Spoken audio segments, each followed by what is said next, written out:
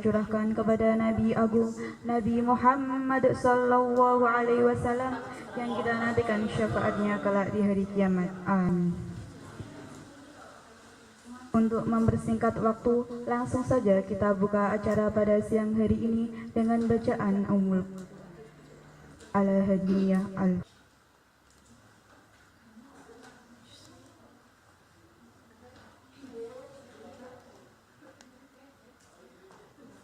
Selanjutnya, saya akan membacakan nama peserta online diharapkan bergabung 10 menit sebelum acara dimulai. Kedua, peserta online yang memiliki pernyataan terkait materi bisa menuliskan di kolom chat dengan format nama kelas, dan yang offline dapat mengangkat tangan. Ketiga, moderator akan memilih 3 pertanyaan dari seluruh peserta yang telah disebutkan pada sesi tanya jawab. Keempat, jika waktu masih cukup, maka akan dilanjutkan sesi 2 untuk 2 penanya. Kelima, selama acara berlangsung, peserta online dilarang mengaktifkan mikrofon dan yang offline dilarang gaduh demi berjalannya acara yang kondusif dan menghindari hal-hal yang tidak diinginkan.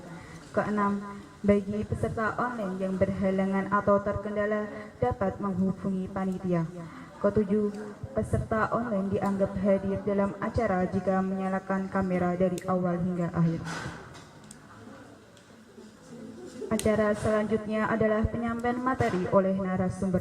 Sebelumnya, saya akan membacakan CV dari narasumber.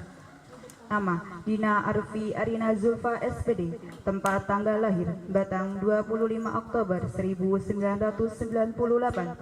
Alamat, Sukomangli Rebang Batang. Nomor HP bisa dicatat 085 200 159 918. Saya ulangi lagi 085 200 159 991. Pendidikan formal RA Hidayatul Muqtadiin, Sekolah Dasar Negeri 1 Sukomangli, Madrasah Sanawiyah Sunan Kalijogo Bawang, Madrasah Alia Salafiyah Simbang Kulon Pekalongan, S1 Jurusan Pendidikan Bahasa Arab UIN Wali Songo Semarang, S2 Ilmu Agama Konsentrasi Pendidikan Bahasa Arab UIN Wali Songo. Pendidikan non-formal Madrasah Diniyah Rodotul Syibyan Sukomangli, Ponpes Hidayatul Muhtadin Sukomangli, Ponpes Nurul Huda Penat Pekalongan, Ponpes Darul Falah di Songo. Pengalaman organisasi 1. Pegiat dan Hadimah Pondok Pesantren Hidayatul Muhtadiin Sukomali. 2. Ketua Hikmat LCPD. 3. Bendahara Iqbal Wali Songo. 4. Sekretaris Umum Ponpes Darul Falah Songo Semarang. 5. Divisi Tarbiyah Himpunan Mahasiswi Jurusan Pendidikan Bahasa Arab. 6. Anggota Ikhlas Indonesia. Foto hidup Pak Otsyaik Ibn.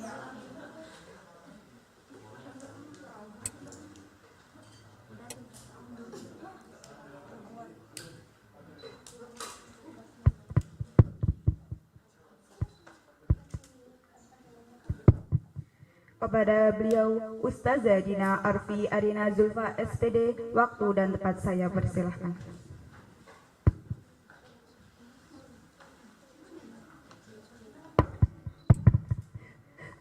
Cek. Assalamualaikum warahmatullahi wabarakatuh. Oh, nggak ada suaranya ini?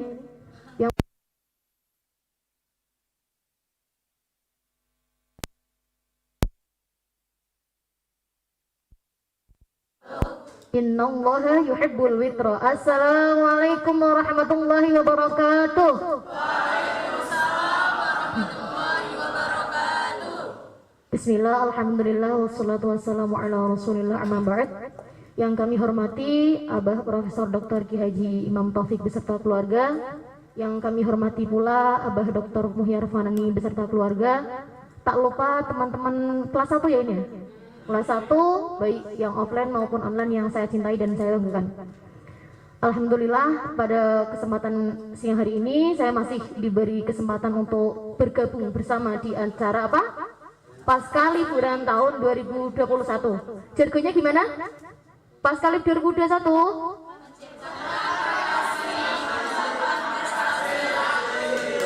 Ayo ulangi. Masih ada yang belum tahu, ini udah berlangsung berapa hari ini pas kali ini? 4 hari. Ya ulangi. Pas kali 2021.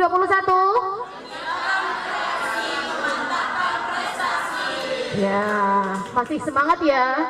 Ini yang teman-teman online udah aktif belum? Mas, siapa itu? Yang online udah aktif belum? Yang Zoom. Teman-teman udah pada gabung belum? Sudah 31. Ya, 31. Kita say hello dulu dengan teman-teman yang online ya. Halo. Ya, selamat bergabung ya. Ya, ini kelas 1. Saya nih sebagian kok masih asing ya. Ini kelas A ya sebagiannya. Moderator yang cantik ini di sebelah saya. Jadi 1 bulan, sekitar kurang lebih 1 bulan yang lalu saya tuh dihubungi panitia. Kalau enggak salah itu Mbak Khairunisa kelas 1 ya? Mbak Khairunisa kelas 1 juga. Ya, itu saya dihubungi untuk mengisi kajian fikih nisa. Fikih nisa, dia tahu fikih nisa? Dereng? Udah tawaduk kabeh ini. Santrinya Abah Imam tawaduk ini. Nah, jadi awal ini cerita sedikit ya.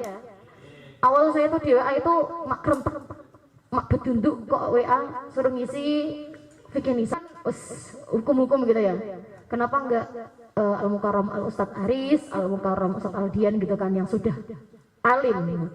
Lebih alim saya apa? Karena saya itu seorang perempuan, sudah pernah mengalami. Nah, beliau itu belum mengalami. Mungkin saya mau ngetes dulu teman-teman udah fokus apa belum, karena saya yakin ini pada bangun tidur ya. Bangun tidur? Oh, pada puasa. Hari Kamis puasa. Masya Allah, idaman sekali ini. Ya, oke, untuk ngetes konsentrasi, nanti adik-adik fokus ke ucapan saya ya. Jadi permainannya nanti jenengan fokus ke ucapan saya. Nanti dihitung berapa kali. Kita main kuda sapi. Ada yang udah pernah main kuda sapi? Perhatikan kalimat saya ya, perhatikan ya. Kuda, sapi. Kuda itu berapa? Kuda, sapi. Ayo, berarti belum konsen ini. Coba. Kuda, sapi. Kudanya ada berapa? Nah, ini sini 6, sini 5. Ulangi, ini belum konsen. Nanti kalau jawabannya udah sama, saya mulai. Kuda. Sapi. Kudanya berapa? Ulangi, masih ada yang 6. Yang harus ketembak. Kuda. Sapi. Sapinya berapa? Nah, udah kompak ya. Tepuk tangan untuk kita semua. Baiklah, selanjutnya Mbak. Kok ini oh, jadi anak-anak ini nggak bisa lihat ya? Coba deh.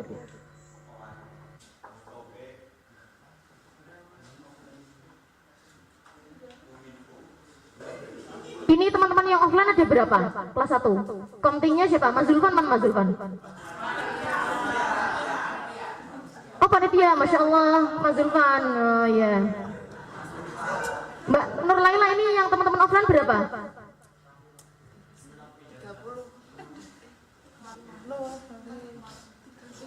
Setengahnya, ada setengahnya? Enggak ada, ya udah enggak apa-apa. Yang penting insya Allah barokah.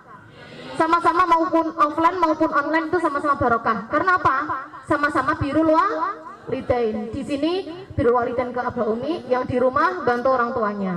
Enggak apa-apa. Ada barokahnya masing-masing, gitu ya. Ya walaupun di asrama mukim, ya kan, yang cowok. Nah, enggak apa-apa. Insya Allah barokah. Amin. Oke, langsung saja. Siang hari ini kita mau diskusi tentang fikih nisa. Fikih nisa. Apa sih fikih nisa itu? Coba gambaran jenengan apa?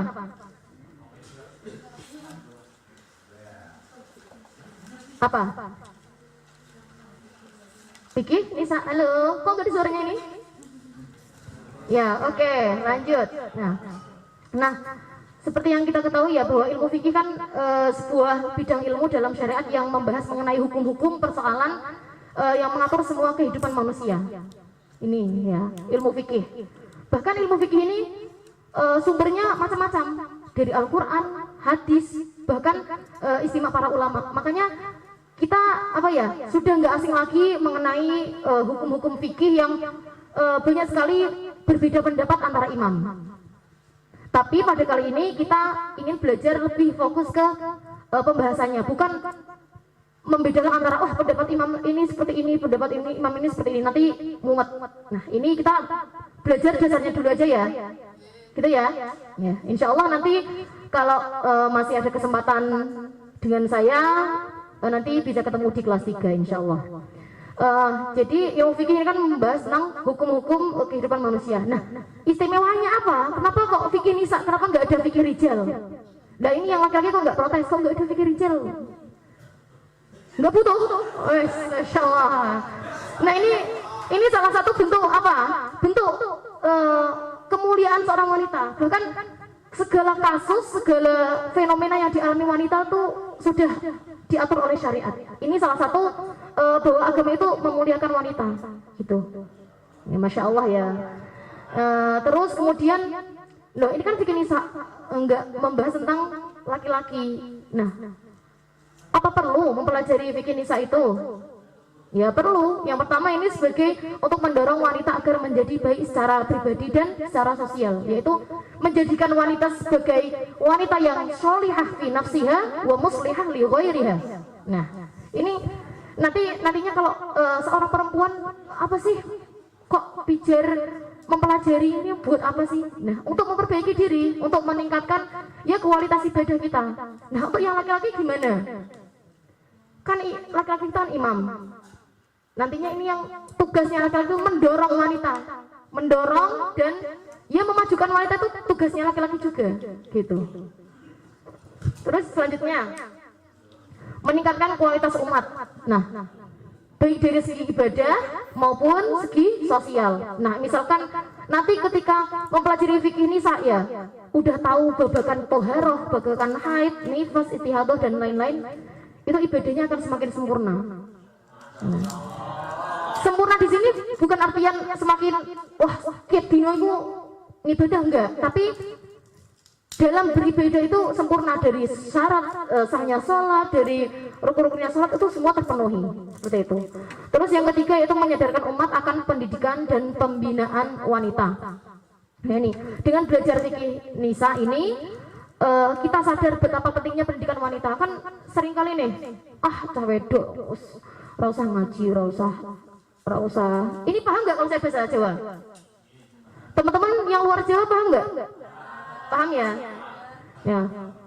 Buat apa sih wanita dibimbing? Paling ya nanti tempatnya juga di dapur. Nah, ini yang menjadi salah satu untuk menyadarkan umat.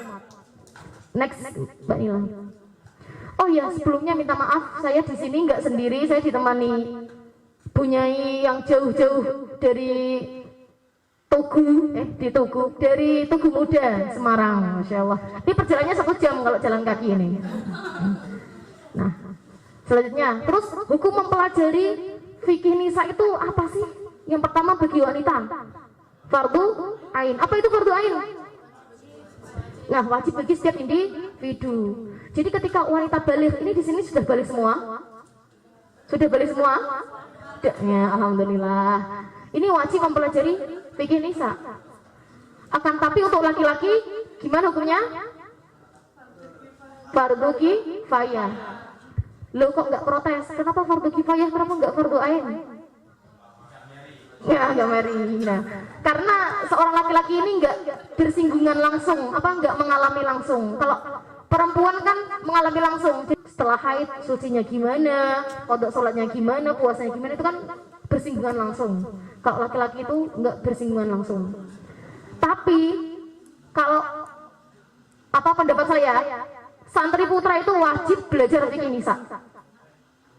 Wajib. Kok nggak ada yang tanya kenapa? Karena nantinya jenengan juga punya istri, tau?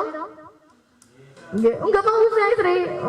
Nanti nanti punya istri, punya anak. Nah, bahkan dalam kitab Juz 1 halaman 414 itu dijelaskan bahwa fa in kana zawjuha aliman lazimahu ta'limuha wa illa fala al-khuruj li su'alil ulama. Nah, jika seorang istri itu mempunyai suami dan itu alim mengetahui, maka seorang suami wajib mengajarkan. Nanti jenengan kalau udah punya istri wajib mengajarkan. Nah, wa illa fala al-khuruj li su'alil ulama. Jika dia tidak mengetahui, maka wajib mengizinkan istrinya untuk menanya ke seorang alim ulama. Wa yahrumu 'alaiha man'uha. Bahkan haram untuk mencegahnya. Alah, nggak usah belajar. Buat apa? Belajar. Itu nggak boleh. Wa yahrumu 'alaihi man'uha. Tidak boleh. Wa illa ayyas'ala wa yukhbiruha fayastaghni bidzalik. Jika memang dia tidak mengizinkan, maka sang suami yang belajar nanti diajarkan ke istrinya. Lebih sosok mana? Istrinya yang belajar sama orang alim di luar apa diajari suaminya? Duh, lebih sosok diajari suaminya. Nanti, "Dek, sini, Dek." Nah, di sini, "Oh, nggih, Kang Mas." Nah, malah lebih romantis. Itu menjadi salah satu pendidikan dalam rumah tangga. Itu lebih bukan saling mengajari tapi ya diskusi. Seenggaknya walaupun nanti misalkan Kang ini Mas siapa ya namanya? Hifni. Bukan. Ya, Mas Syekh ini, Mas Syekh. Misalkan Mas Syekh ini istrinya nantinya bukan santri. Misalkan, kan nggak ada yang tahu jodoh itu nggak mesti santri sama santri ya. Nah, ini wajib mengajari. Nanti bisa buat diskusi bersama. Ini 18 plus semua kan? 18 plus semua kan? Buat pelajaran aja. Oke, next. Nah, sebelum masuk ke haid, istihadah dan kawan-kawan, saya mau tanya dulu. Toharoh itu apa sih? Suci. Suci dari apa? Hadas dan najis. Nah, hadas ada berapa? Apa aja? Oh, oke, pintar-pintar, Masya Allah. Terus kalau najis, cara mensucikannya? Oke, next. Jadi cairan apa aja sih yang keluar dari kubul? Udah. Ya, oke. Jadi cairan yang keluar dari, saya jalan nggak apa-apa ini ya? Ya.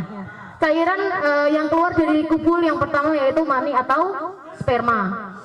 Next. Yang kedua itu maldi. Yang ketiga itu wadi. Ini yang mani, maldi, wadi ini laki-laki juga mengeluarkan. Tapi khusus untuk yang nomor 4. Ini juga keistimewaan wanita ini, keputihan. Nah, keputihan. Oke, next. Nah, apa sih sperma itu?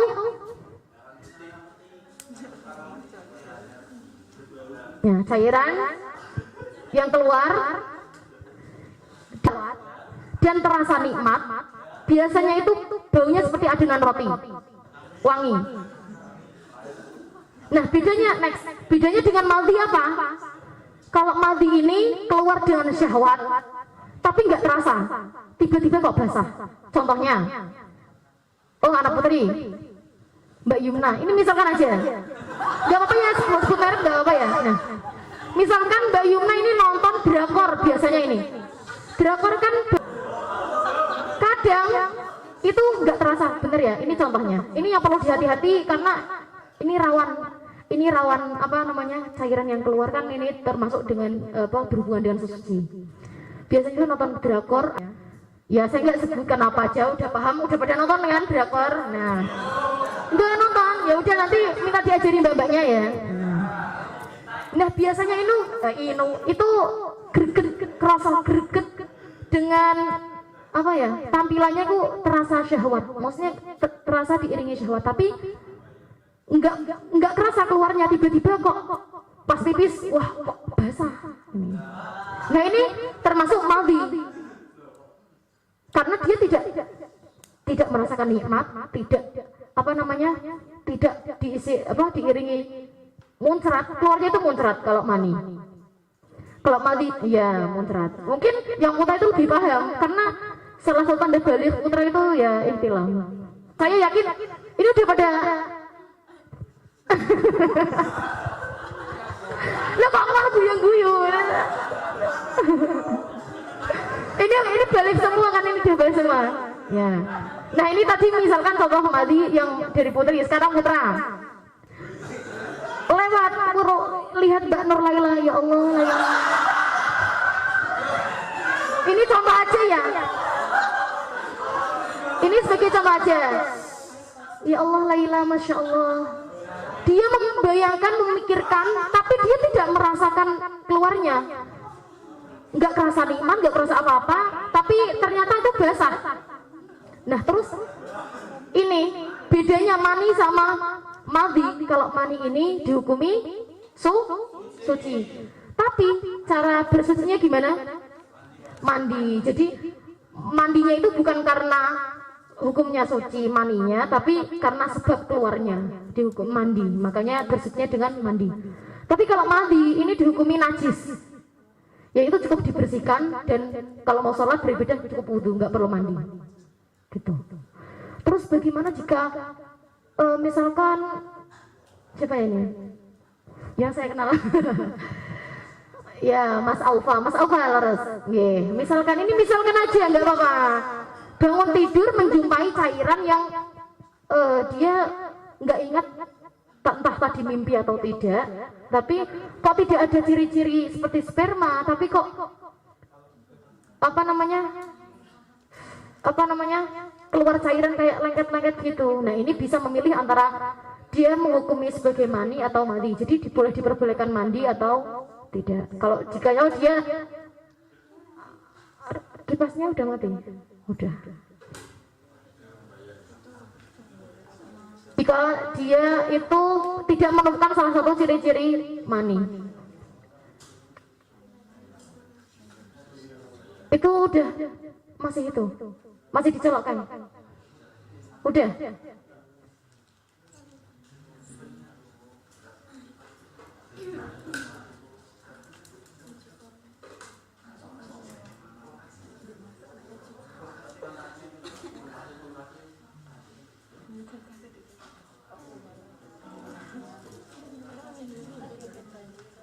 Oke, next ya.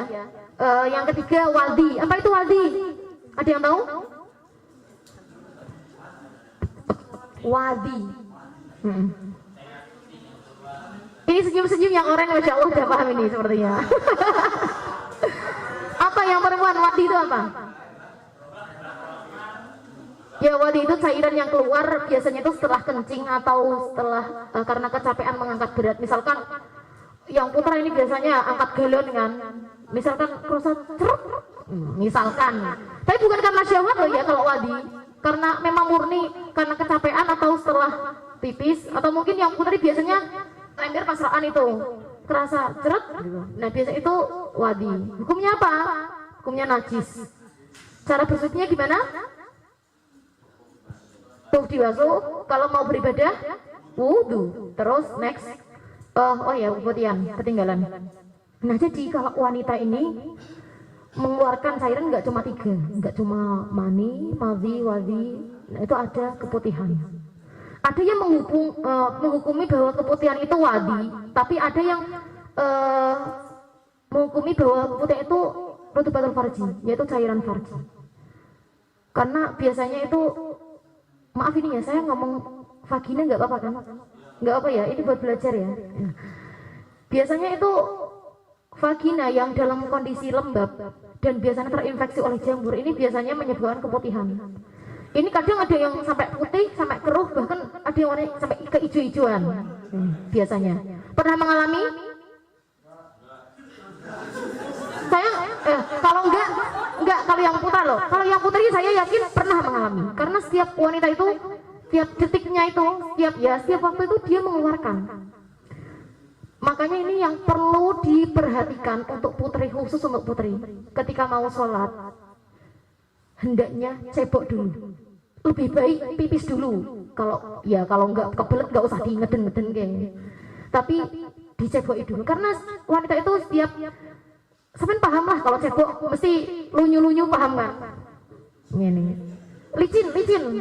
Nah itu itu efek jamur. Makanya kalau mau sholat sebelum wudhu itu dibersihkan, dicebok dulu karena dia dihukumi najis.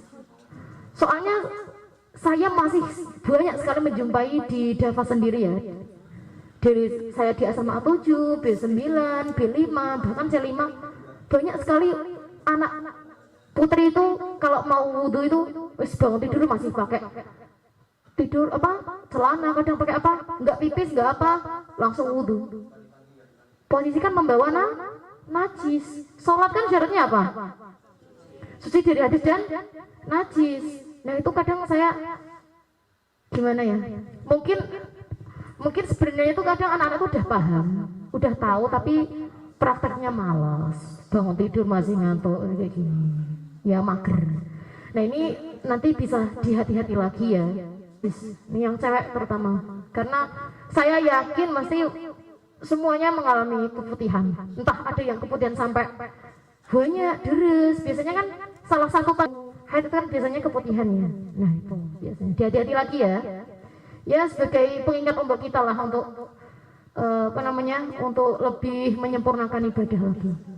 Next, macam-macam darah yang dikeluarkan wanita apa aja? Haid, istihadah. Oke, udah paham semua ya. Next, oke, selanjutnya darah. Ya. Jadi darah ini memiliki beberapa warna. Darah biru. Yang pertama itu darah hitam. Yang ketiga merah ke kuning-kuningan. Yang ketiga kuning. Yang keempat kuning. Yang kelima keruh. Ini biasanya yang sering terjadi disepelekan itu pas waktu keruh. Ketika wanita masih haid itu mengeluarkan darah keruh, kadang itu diabaikan. Dianggap nggak abang kok, berarti udah geteh. Nah ini yang perlu digarisbawahi ini, yang perlu dihati-hati lagi. Oke, next. Nah, jadi warna darah ini nanti berpengaruh nanti penghukuman istihadah. Kalau wanita mengeluarkan darah lebih dari 15 malam, warna darah dan sifat darah ini sangat sekali penting untuk menentukan berapa hari haidnya, berapa hari istihadahnya. Nah ini sifat darahnya ada kental, cair, berbau atau tidak berbau. Gitu. Nah terus penghukuman kuatnya bagaimana? Ya ini, hitam lebih kuat dari merah, merah lebih kuat dari merah ke kuning-kuningan, dan seterusnya. Begitu juga kuat kental lebih kuat dari cair, berbau lebih kuat dari tidak berbau. Seperti itu. Next, yang pertama haid. Ini sampai jam berapa ya waktunya? Nanti kalau nggak nyampai kan saya cuma haid saja, karena ini yang paling penting ya, karena istihadah nggak semua mengalami. Ya oke, haid. Apa itu haid? Ya mens. Apa itu mens?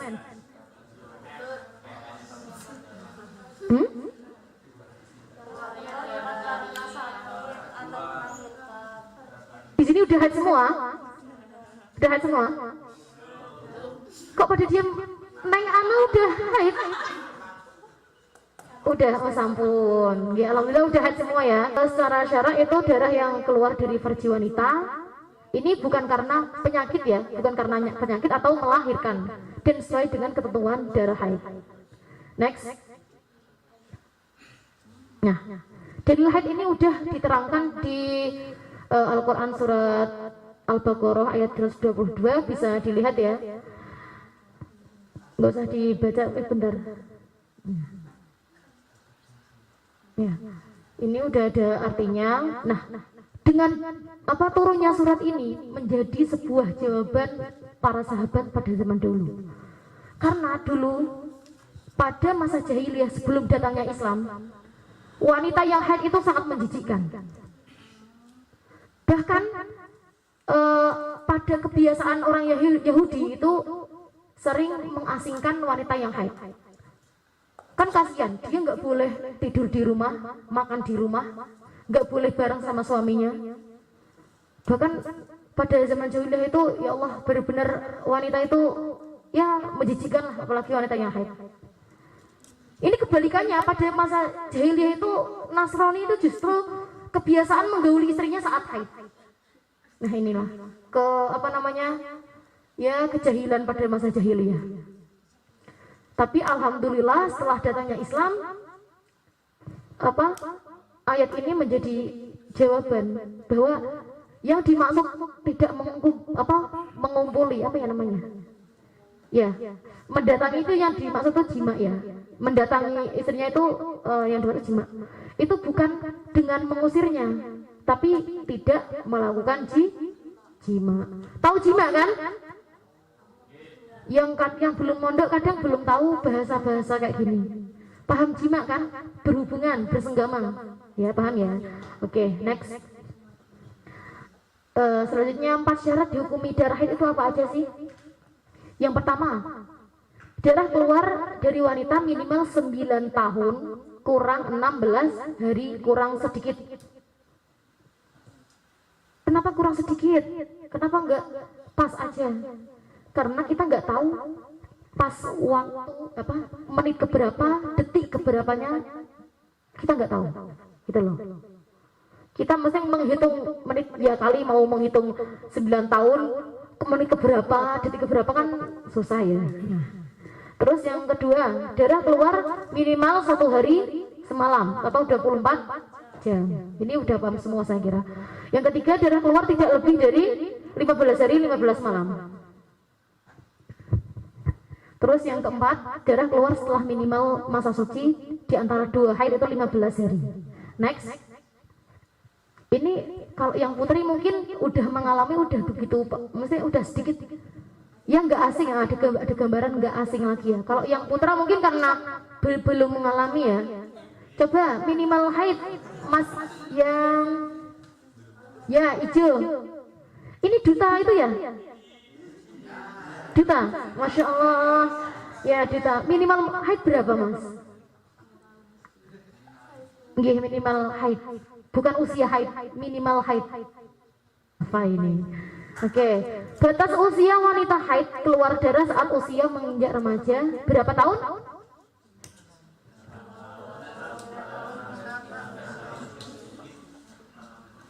Ya, 9 tahun kurang 16 hari kurang sedikit, atau 8 tahun lebih 11 bulan lebih 14 hari lebih sedikit, gitu ya. Lebih 11 bulan lebih 14 hari. Nah ini contohnya, misalkan seorang wanita berumur 8 tahun 11 bulan 14 hari lebih sedikit, ini mengeluarkan darah selama 12 hari, makanya semuanya dihukumi haid. Kalau coba yang putra, ini kenapa kok 9 hari lebih sedikit dihukumi istihadah?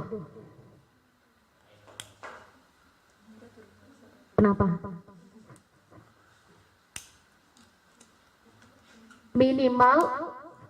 Minimal usia haid wanita haid itu kan 8 tahun 11 bulan 14 hari lebih sedikit. Ketika dia mengeluarkan darah pada umur 8 tahun lebih 11 bulan lebih 5 hari, kemudian dia mengeluarkan darah selama 15 hari, berarti paham kan? Paham? Berarti yang 9 hari dihukumi istihadah atau fasad. Nah, 6 harinya itu dihukumi haid. Jadi digenapkan dulu batas usia minimalnya ya. Paham ya? Dong. Jadi nanti kalau tetangga jenengan tanya, dihitung dulu umurnya, gitu. Jadi misalkan keluar darah itu pada umur berapa? Kan sekarang itu anak-anak sekarang itu umur kecil-kecil udah pada haid. Dulu zaman saya tuh MTS, SMA baru haid. Sekarang tuh anak SD udah pada haid. Nah, nanti kalau misalkan ini Mas Aufa ini calonnya Pak Yai mana? Pati. Keluar. Pak Yai, ini anak saya kok masih kecil mengeluarkan darah. Nah, ini bisa dihitung dulu umurnya. Next. Nah, ini contohnya udah paham ya. Next. Nah, tadi kan kalau minimal haid itu kan maksimal kalau menopause? Itu tidak terhingga ya. Entah nanti ada yang 65 masih haid, tapi umumnya itu 62 tahun. Next. Oh yes, selisih. Jadi tadi minimal usia haid itu 9 tahun kurang 16 hari kurang sedikit itu tahun Komariah atau Hijriyah. Jadi kita itu ngitungnya Hijriyah, bukan Masehi loh ya. Tapi kelemahan orang sekarang itu menghitungnya Masehi. Padahal selisih antara Hijriyah dan Masehi itu lumayan. Nih, bisa dilihat selisihnya next. Nah, jumlah harinya udah tertera. Selisih setahun itu kurang lebih 12 hari kurang 2 jam. Ini perkiraan kurang lebihnya segitu. Kalau dikalikan 9 tahun, selisihnya banyak kan? Nah, jadi kalau menghitung itu Hijriyah. Jangan sampai nanti apa namanya Kang santri, Mbak santri pulang kok enggak Mas udah lupa hitungan Hijriyah kan eman-eman. Nanti barangkali yang Mas Oren ini calon imam besar, mana Mas rumahnya? Mana? Jepara. Nah, ini calon imam Masjid Agung Jepara. Nah, siapa tahu nanti semua itu nggak ada yang tahu. Semua itu nggak ada yang tahu. Nantinya mau jadi apa? Nggak ada yang tahu. Barangkali ini Mbak siapa yang biru yang depan jadi Menteri Agama kan nggak ada yang tahu. Nah, next. Selanjutnya, nah biasa ini apa yang dirasakan saat menjelang atau saat haid? Yang laki-laki biasanya doinya gimana kalau haid?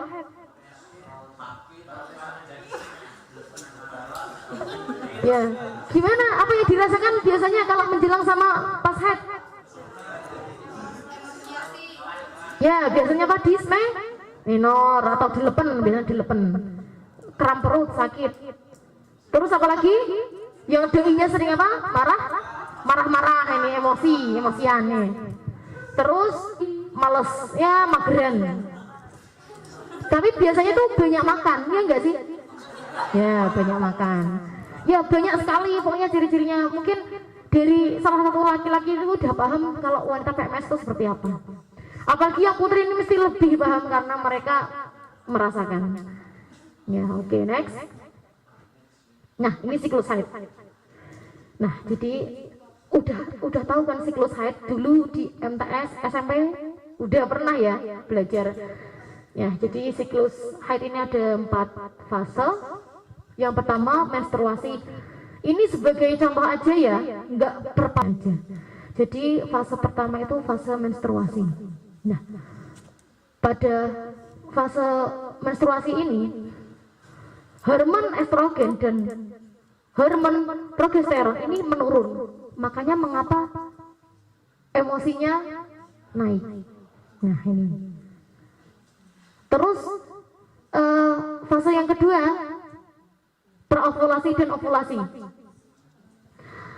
Ini pada fase ini yang fase menstruasi kan dinding rahimnya kan meluruh.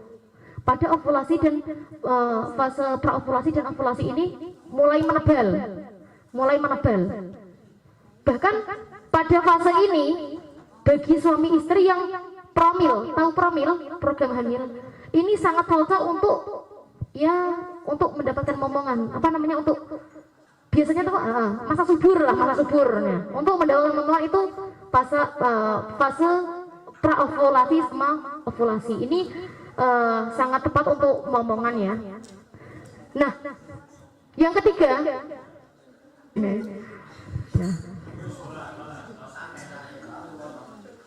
fase yang ketiga, fase pasca ovulasi atau pramenstruasi, biasa PMS, pramenstruasi.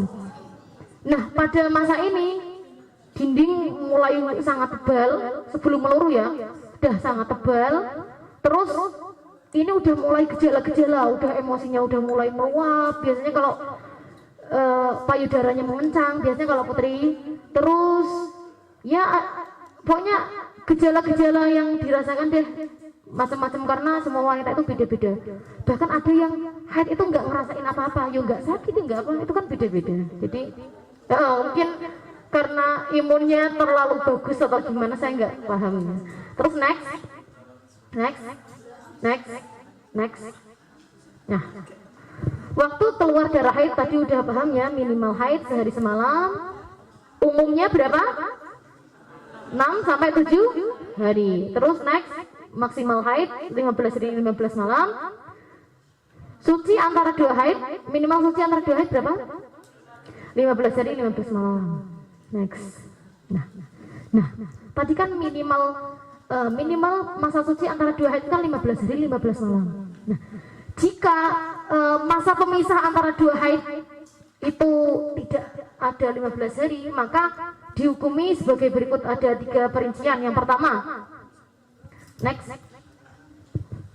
yaitu bila darah pertama dan kedua masih dalam, terhitung dari permulaan keluarnya darah. Jadi darah pertama, darah kedua itu masih dalam rangkaian 15 hari, maka semuanya dihukumi haid. Misalkan contoh, next contohnya. Nah, keluar darah pertama itu 3 hari, kemudian berhenti selama 3 hari. Kok ternyata setelah berhenti 3 hari kok keluar lagi? Nah, ini hukumnya gimana? Dihukumi haid. Kenapa? Karena masih dalam masa 15 hari. Terus contohnya lagi, bener.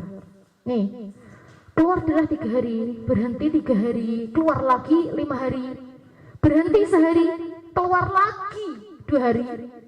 Walaupun dia berhenti keluar lagi, tapi masih dalam waktu 15 hari, maka semuanya dihukumi haid. Ini poin yang pertama. Padahal ini kan jarak antara 2 haid ini kan nggak ada 15 hari loh ya. Ini dihukumi seperti ini. Yang kedua, next. Nah, bila sebagian darah kedua masih dalam rangkaian 15 hari dari permulaan darah pertama, sementara pemisah ditambah dengan darah pertama kurang dari 15 hari, maka semuanya dihukumi istihadah. Seringnya anak-anak itu menghukumi pokoknya maksimal haid itu 15 hari. Kalau keluar dari 15 hari 15 malam berarti itu istihadah. Seringnya menghukumi seperti itu. Itu salah menghukumi seperti itu. Karena nanti berpengaruh pada sholat sama puasanya kalau pas lagi puasa Ramadan. Nah, ini contohnya ya. Dia keluar 6 hari, kemudian berhenti 6 hari, keluar lagi 6 hari. Darah kedua masih dalam rangkaian 15 hari. Tapi darah pertama dan masa pemisah atau masa berhentinya itu kurang dari 15 hari, maka semuanya dihukumi istihadah. Karena hukum dasar darah yang keluar dari 15 hari 15 malam itu dihukumi istihadah. Ini hukum dasarnya. Tapi untuk penentuan istihadah nanti selanjutnya ada keterangan. Yang ketiga yaitu bila darah kedua sudah di luar rangkaian 15 hari dan masa pemisah antara darah pertama dan 15 hari. Dan darah kedua sama masa pemisah itu dijumlah tidak lebih dari 15 hari, maka yang pertama dihukumi haid, yang kedua dihukumi terus next.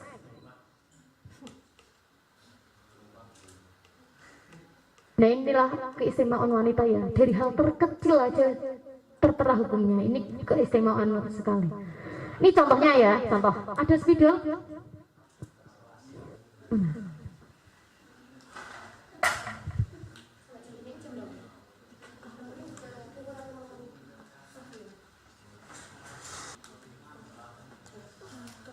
Ini contohnya ya, Rina mengeluarkan darah selama 8 hari, kemudian berhenti selama 7 hari. Tolong Mbak.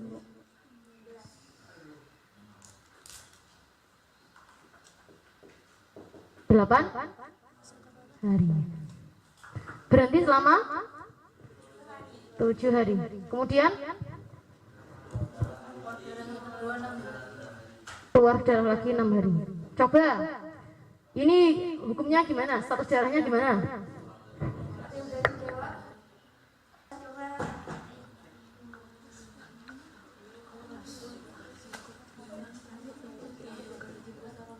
TikTok, TikTok, TikTok.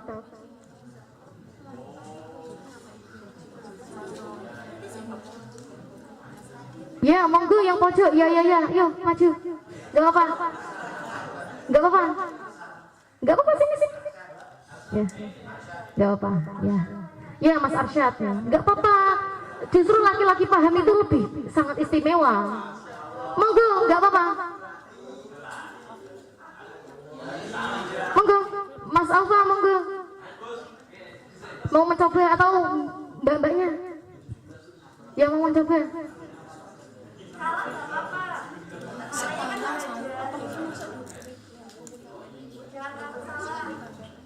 Ayo.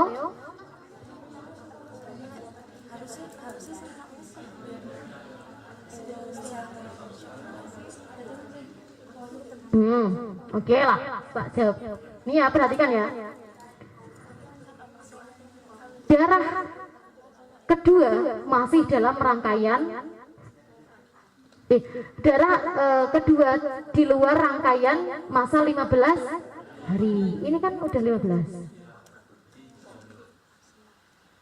Sedangkan darah kedua dengan masa pemisah itu tidak lebih dari 15 hari. Berapa? 13 hari. Maka darah pertama dihukumi, darah kedua dihukumi betulnya gitu aja kok nggak berani maju. Ya next biar itu ya nyanda. Yuk next lagi. Ini contohnya satu-satu aja biar enggak. Nih, hal yang diharapkan oleh wanita haid ini udah paham ya. Nggak boleh sholat, sujud syukur dan tilawah atau puasa. Saya kira udah pahamnya. Terus hal yang diperhatikan oleh wanita haid ini, sunnah untuk tidak memotong kuku. Nah biasanya ada kaul yang mengatakan wajib dikumpul ke. Nah orang kuning akhirat bakal aku urut disuceni. Nah biasanya kan kayak gitu. Nah itu belum ada kaul yang benar-benar menjelaskan mengharamkan memotong kuku. Yang ada itu sunnah untuk tidak memotong kuku. Sunnah untuk tidak memotong kuku. Jadi kalau terlanjur memotong bagaimana? Yang wajib dibersihkan itu bekasnya, labet apa? Bekas misal bekas anggota yang potong, gitu. Terus saat darah berhenti, wanita diperbolehkan mulai niat melaksanakan puasa walaupun belum mandi besar. Nah biasanya ini yang berhenti darahnya pada malam hari. Ini misalkan Ramadan ya, besok udah boleh mulai puasa, udah niat puasa walaupun dia belum mandi. Biasanya kan mager tuh, malam-malam udah berhenti tapi belum mandi, itu kan mager. Itu nggak apa-apa kalau niat besok udah mulai puasa, nanti mandinya pagi nggak apa-apa. Yang perlu diingat lagi, berhentinya darah itu bukan dititani, bukan dilihat dari tidak keluarnya darah, tapi ketika vagina sampai di anggota dohir untuk wajib cebok diusap kapas atau tisu, itu udah benar-benar bersih, nggak ada darah baik keruh maupun ya kuning-kuning itu nggak ada. Jadi kadang kalau anak-anak yang nggak perimpan, nggak hati-hati, itu biasanya yang penting nggak keluar merah itu kadang langsung disuceni. Padahal itu kadang masih keluar keruh. Itu ya. Berhenti darah itu ketika diusap pakai kapas itu udah bersih. Ngeceknya kapan? Ngeceknya sebelum pipis. Kalau setelah pipis nanti basah karena itu pipisnya. Ya. Next lagi.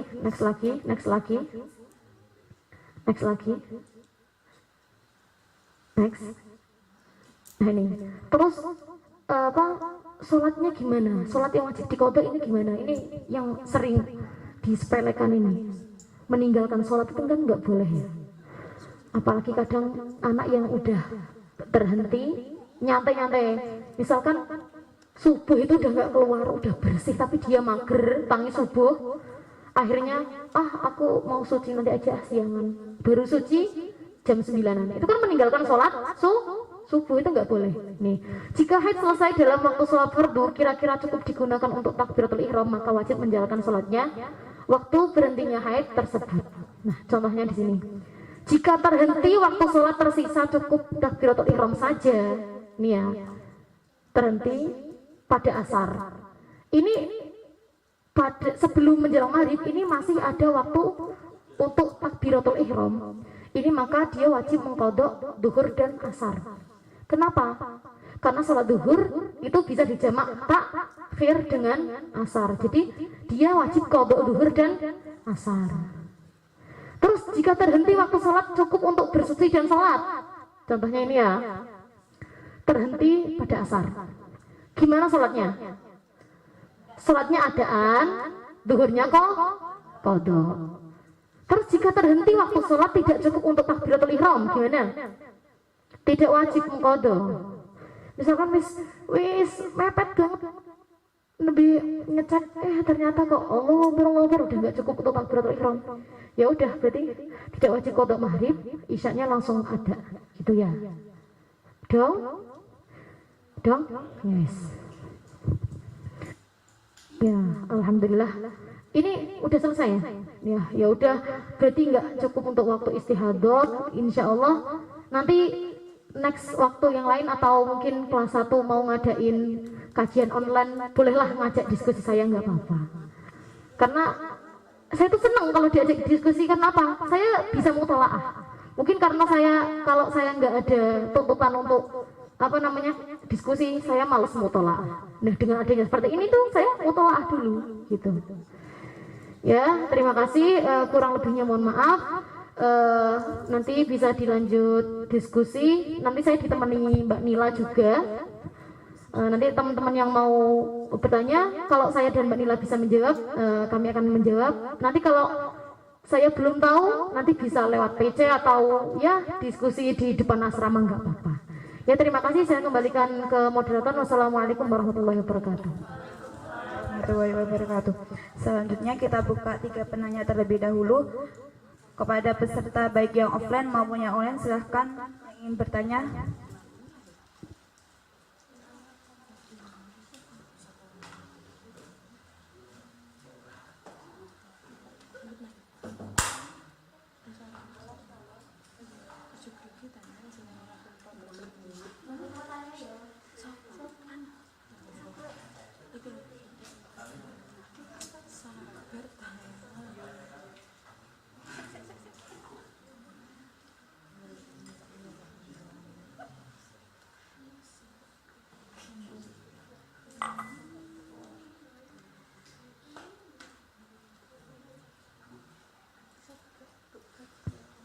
Bismillahirrahmanirrahim. Assalamualaikum warahmatullahi wabarakatuh. Ustazah, kan mengenai haid ya. Ketika haid tuh kita tuh tahu semisal jangka haid kita itu semisal neng ane haid setiap haid semisal ya Ustazah. Semisal neng ane haid setiap haid itu 9 hari. Nah, 9 hari terus berturut-turut 9 hari. Ketika suatu waktu misalnya tuh udah 9 hari tapi udah biasanya kita 9 hari nih, tapi di pas 8 hari itu kita kayak ngerasa udah selesai, udah bersih gitu ya Ustazah. Nah, kita tuh pertanyaannya tuh harus menunggu 24 jam seperti biasanya kita suci, atau pas itu kita bersuci. Nah, semisal kita bersuci waktu itu, tapi ternyata setelah bersuci kita keluar lagi gitu darahnya, itu hukumnya bagaimana ya Ustazah? Mungkin seperti itu.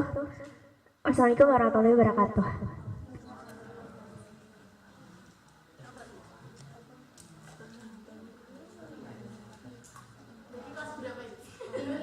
Yang online Ustazah. Ya, langsung aja ya, ini yang online atas nama Hoirunisa.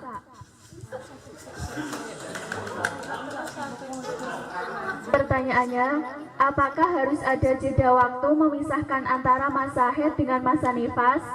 Yang kedua, bagaimana bila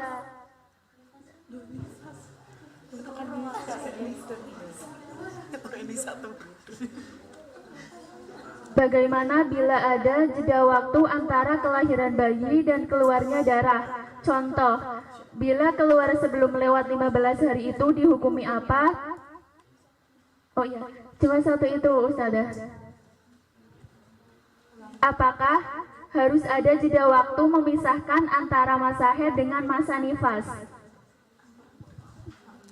Terima kasih. Cek. Oke, pertanyaan yang pertama ya. Saya mencoba menjawab pertanyaannya Neng Ana. Jadi tadi kebiasaannya itu haidnya 9 hari. Terus dilalah itu sewaktu-waktu itu 8 hari udah bersih gitu. Apakah harus menunggu 9 hari gitu pertanyaannya?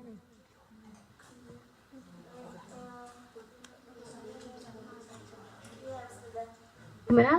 Ulangi saya jadi kurang fokus. Sewaktu-waktu kita tuh ngerasa udah 8 hari itu udah kayak ngerasa suci aja. Terus? Terus kita tuh waktu itu tuh apakah bersuci? Misal kita bersuci, tapi ternyata keluar lagi. Nah itu ketika kita bersuci, misal nih waktunya tuh zuhur masih bisa sholat, terus kita sholat, terus itu kita hukumnya gimana gitu Ustazah? Oh iya, jadi gini ya. Makanya hal yang pertama yang perlu diperhatikan sebelum suci dipastikan, benar-benar darah itu nggak keluar lagi. Jadi bukan tadi yang saya bilang keluar itu bukan keluarnya darah, tapi kalau dioles kapas itu harus sudah bersih. Misalkan ini pengalaman saya ya, sharing pengalaman saya. Saya tuh kalau sebelum suci, ini saya suci tadi pagi ini baru haid. Sebelum suci itu saya sekiranya itu anjlok-anjlokan ya gimana ya, kayak membersihkan kayak sisa-sisa. Misalkan kayak bener-bener saya sebelum mengecek kapas itu bersih, saya usahakan yo anjlot-anjlotan ya olahraga seperti itu. Kalau memang bener-bener dicek kapas udah bersih, udah bener-bener nggak ada keruh sama sekali, ini ya ada dua kaul memang dalam penantian suci itu ada dua pendapat. Yang pertama itu setelah setiap akan sholat, misalkan Neng Ana pada hari ke-8 itu jam 8 udah berhenti ya, misalkan itu berhenti, tadi udah dicek berhenti, terus gimana mau suci apa enggak? Ini yang pendapat yang pertama itu setelah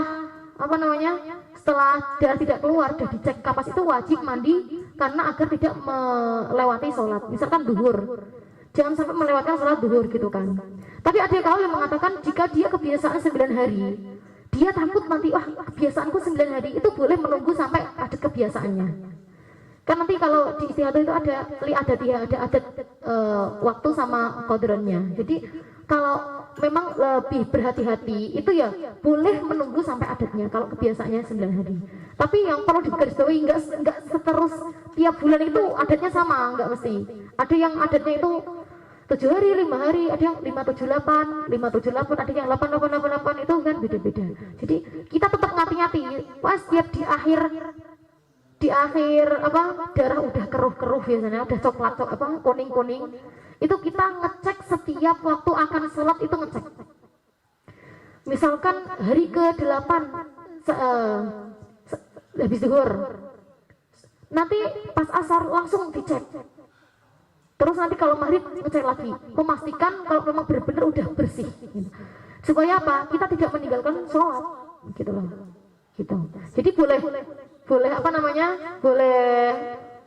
kalau memang yakin dan berhati-hati dioles kapas udah nggak ada, ya boleh suci.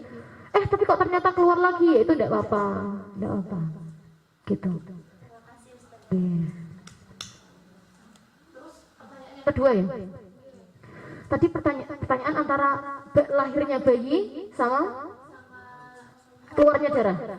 Nah, jadi gini, darah yang keluar setelah melahirkan darah nifas. Nah, darah nifas itu tidak selamanya wanita yang melahirkan itu langsung keluar. Misalkan aku lahiran isu jam 8, aku jam 9 langsung keluar, enggak mesti.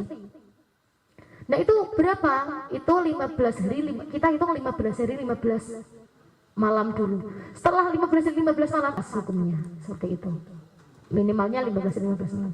Jadi kalau ternyata belum nifasnya belum keluar sampai 15 malam berangkat, maka dihukumi mustahaboh fin nifas. Nanti ada mustahaboh fin nifas, terus ya pembagiannya sebenarnya kalau dikaji lebih mendalam lagi enak. Cuma ini waktunya nggak cukup, nanti bisa lain waktu istihadah sama nifas next waktu ya, kalau ada kesempatan lagi. Ya, terima kasih. Mau nambahin sedikit ya tentang haid. Kalau misalnya ada seorang ibu-ibu hamil, itu bisa haid ya? Ada ibu seorang hamil, terus dia keluar darahnya, itu bisa dihukumin haid apa enggak? Ada yang tahu? Bisa?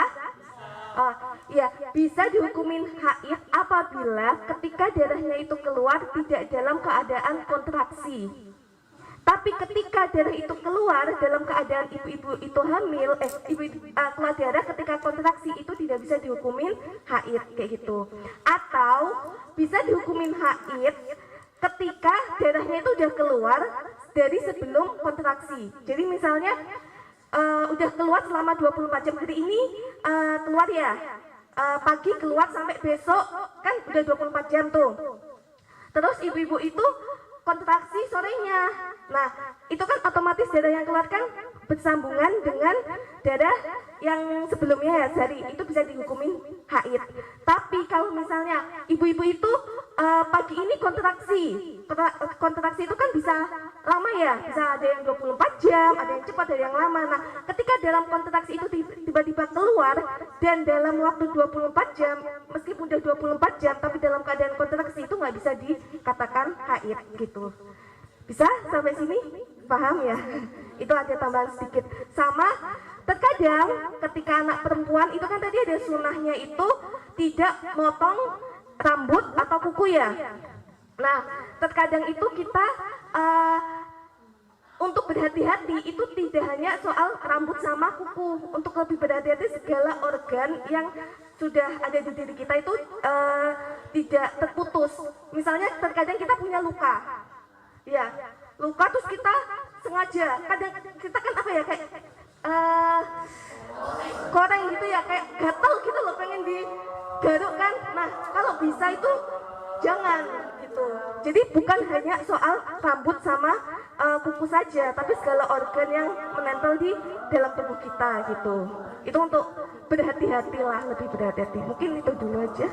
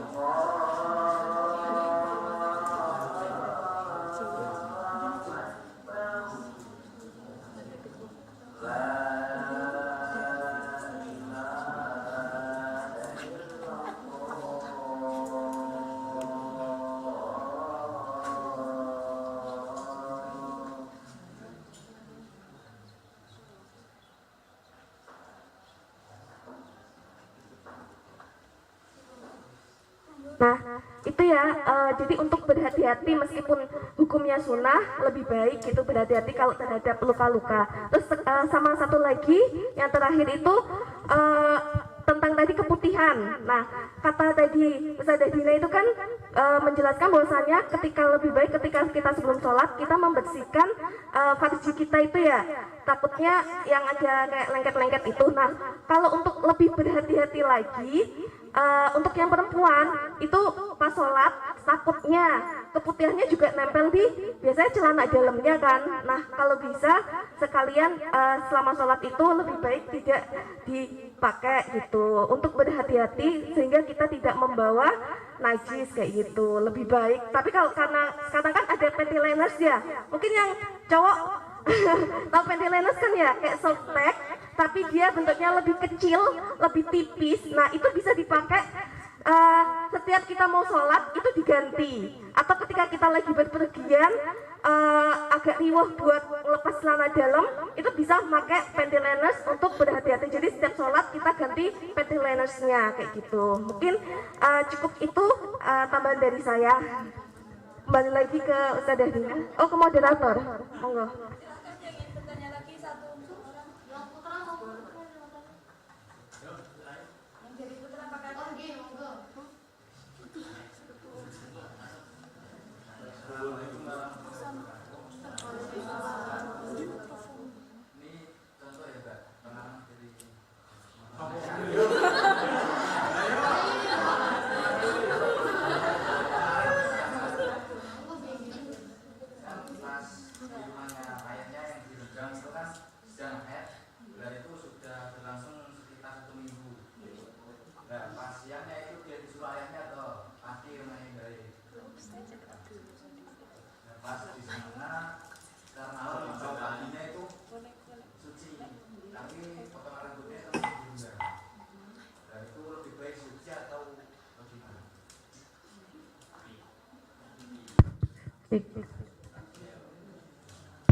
Ya, tadi dijelaskan ibunya ya. Nah, makanya ini penting loh, bukan cuma wanita yang wajib tahu, tapi juga laki-laki. Apalagi nanti ibunya tanya, nggak tahu kan, udah di pondok kok gak ngerti. Nah, nanti ibunya kroso, ya Allah. Nah, jadi kalau gimana dia haid kemudian mau suci terus rambutnya ketinggalan, ya nggak apa-apa, suci aja. Karena yang wajib dibasuh itu bekas anggotanya, misalkan rambut. Ini sering kali ini rambut itu harus dikumpulkan dan harus disucikan. Nah, padahal itu belum ada yang kaul yang mengharamkan harus disucikan bersama ketika suci. Jadi yang wajib disucikan itu justru anggota telah dipotongnya. Misalnya tadi bekas koreng, terus rambut sisiran, itu kan yang wajib itu kan bekasnya, bukan rambutnya gitu. Kalau mau disucikan ya monggo nggak apa-apa, tapi bukan sebagai penghalang suci seperti itu. Ya nggak apa-apa. Kalau mau dikumpulkan monggo, kalau enggak ya nggak apa. Cuma sunnah untuk tidak memotongnya. Nah, kalau memang sisiran jatuh ya dikumpulkan nggak apa-apa. Tapi nggak harus. Wah, ini belum disucikan kok. Berarti nggak bisa suci, nggak apa-apa. Gitu, nggak harus. Nah, ini lagi kutek biasanya yang cewi-cewi. Bedanya kutek sama henna. Nah, kalau henna kan hanya meninggalkan warnanya, ini nggak apa-apa. Tapi kalau yang kutek, tahu kutek kan? Yang bisa dikerok, itu kan sebagai penghalang wudhu. Nah, ketika dia haid, kutekan sing alay-alay biasanya itu loh. Ada melong-melongnya, meling-meling, kutek yang menghalangkan wudhu, itu wajib dikerok sebelum suci. Karena agar tidak menghalangi airnya. Kan syarat mandi besar kan meratakan air ke seluruh tubuh. Nah, ini yang gendut-gendut biasanya kan lemaknya biasanya kelipet-kelipet nih. Ini wajib semuanya kayak gini ketika suci itu. Terus kalau bisa sebelum suci itu cebok keadaan tahu jongkok kan? Tahu jongkok dibenggang. Jadi area dohir vagina yang wajib dicebok itu terkena air gitu. Pokoknya semua lipatan-lipatan, kuping, bolongan itu semua pokoknya air itu merata ke seluruh tubuh. Gitu ya. Biasanya kalau cewek kalau pipis itu harus apa? Biar resik dehem 3 kali. Kalau cowok gimana? Di peliret. Oh, di peliret apa namanya? Ya, itu lah. Itu ya. Ada lagi, saya kembalikan ke moderator.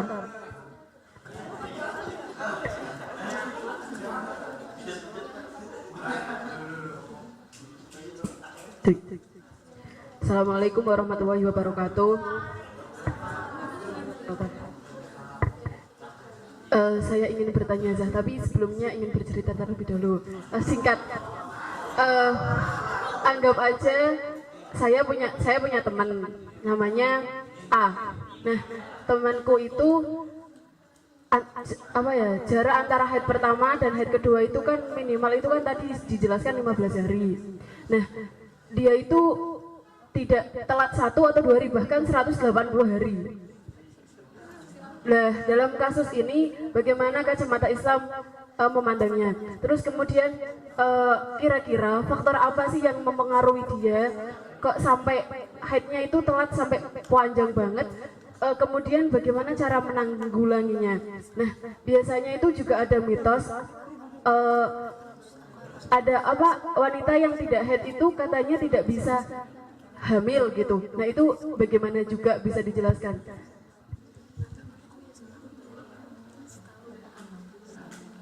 Udah sekian, wassalamualaikum warahmatullahi wabarakatuh. Waalaikumsalam warahmatullahi wabarakatuh. Baik, langsung saya jawab ya. Jadi minimal suci antara 2 haid itu kan 15 malam. Sedangkan ini perlu diingat maksimal masa suci itu tidak terhingga. Jadi nggak ada batasan maksimal suci. Entah tuh dia itu mau 2 bulan nggak mengeluarkan darah haid itu nggak apa-apa. Cuma ini faktornya apa? Ini banyak faktor yang mempengaruhi. Ada karena stres, karena kan itu kan termasuk perubahan hormon ya. Kan hormon tiap anak itu kan beda-beda. Banyak faktor, mungkin karena terlalu stres, karena terlalu ya banyak faktor lainnya lah. Mungkin kesehatannya juga terganggu. Terus untuk yang kacamata Islam bagi memandangnya nggak apa-apa karena tidak ada batasan maksimal masa suci, nggak ada batas maksimal. Teman jenengan ini sama seperti bule saya. Bule saya sampai dari kecil sampai sekarang ini belum pernah mengalami haid. Bahkan ya belum hamil, tapi mengeluarkan darah lewat pori-pori. Namanya kedi. Itu baunya busuk sekali. Bahkan beliau ketika dulu dalail 3 tahun itu nggak ada lerengnya sama sekali. Beliau puasa terus selama 3 tahun.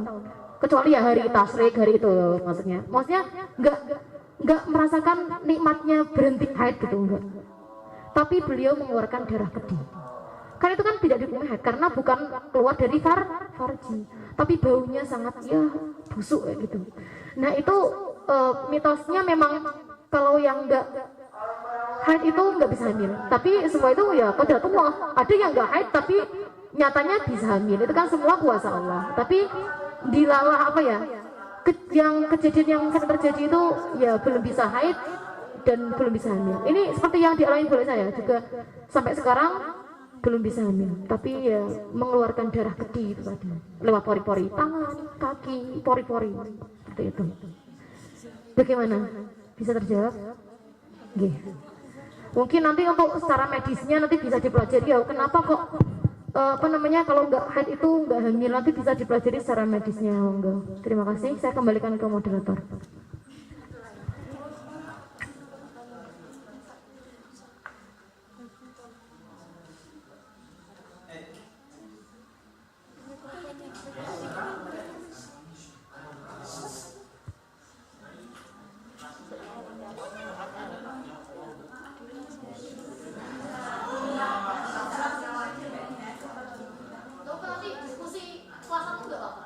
Nanti yang kelas B dimasukkan grup, kelas A masukkan kelas B nggak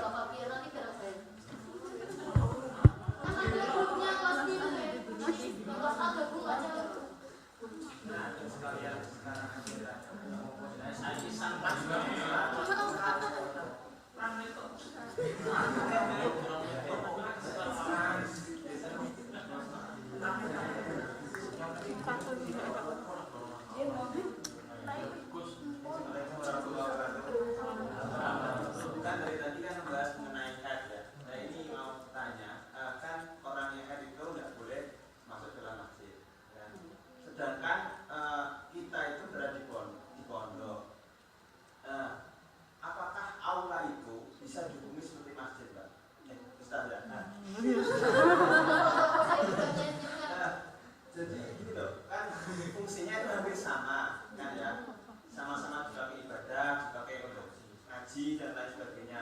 Apakah aura itu bisa ditemui di masjid? Itu yang pertama. Yang kedua, mengenai tadi kan haid ini mengenai orang yang sedang itulah besar dengan mani. Orang laki-laki kan ketika batas besar dari mani lah ya, itu kan tidak boleh mendengarkan pantan Quran.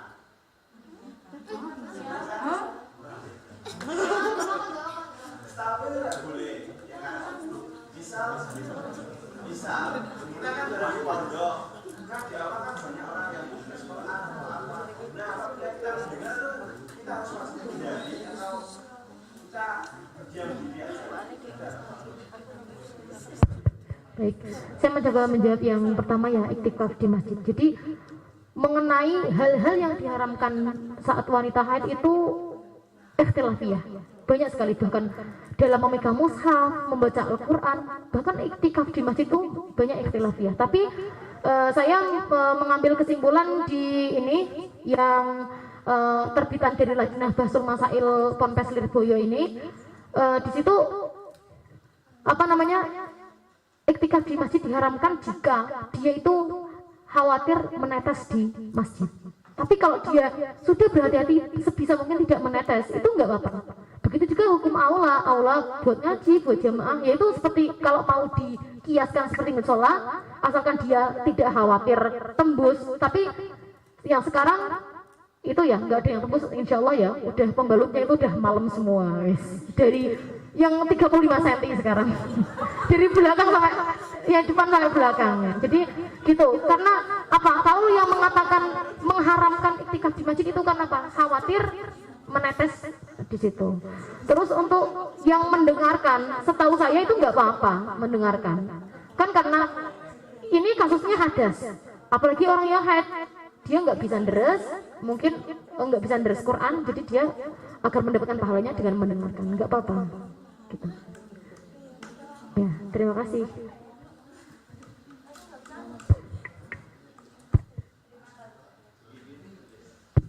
Terima kasih atas ilmu yang disampaikan. Semoga ilmu yang didapat berkah dan manfaat. Sedikit pelajaran yang dapat kita petik di materi ini, belajarlah dan terus belajar karena ilmu itu tidak akan sia-sia.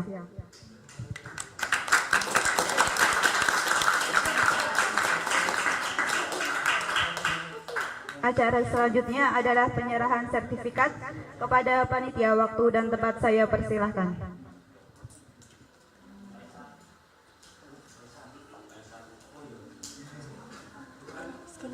Kelas.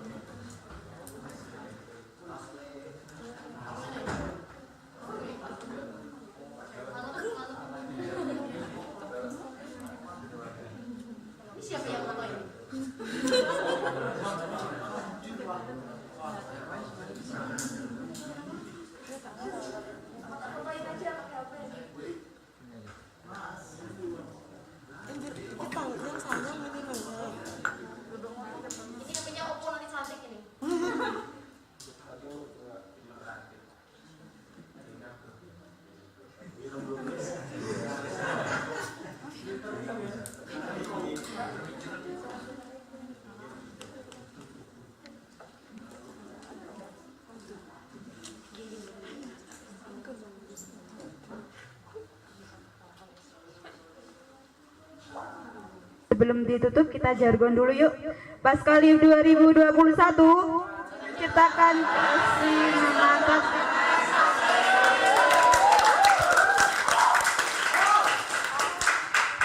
Sekian yang dapat saya sampaikan. Mohon maaf apabila ada kesalahan selama saya memandu acara di siang hari ini. Assalamualaikum warahmatullahi wabarakatuh.